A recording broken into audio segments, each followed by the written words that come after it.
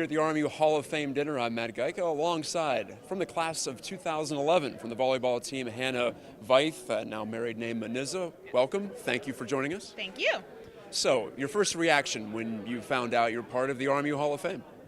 Very honored, quite surprised, and excited. My very best friend, Amanda Graham Rivette, was inducted last year, and I was incredibly excited for her, and she is just the pinnacle of student athletes, so just very honored to be considered among her class. Well, let's talk about that student athlete. You were the NEC Volleyball Student Athlete of the Year in your senior year, so what type of advice would you have for current student athletes to balance the athletics with the course load?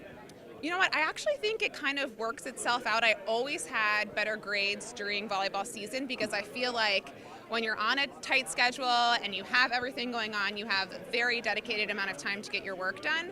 So my advice would just be to stay busy and make sure that you're prioritizing your class and your grades, and use your teammates and friends as mentors to help you along the way, because they were very helpful for me. Now, you finished your career with over 1,000 kills, over a 350 attack percentage, 422 total blocks. You're a middle blocker, one of several who've stood out for this program over the years, two-time All-NEC player. What's your favorite memory, though, from your career here at Robert Morris? So my favorite memory is probably, in terms of volleyball, beating LIU to make it to the conference finals my junior year of college.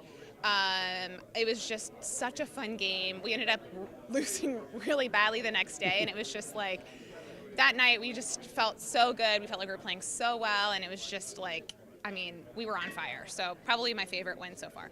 And lastly, what are you up to these days? You told me you were working in Washington, D.C. Yeah, so I work for a lobbying firm in Washington, D.C. for the venture capital industry, which is very exciting with everything that's happening with startups and the venture ecosystem right now. Well, thank you so much for joining us, and we look forward to seeing you up there on the platform here. Thank you.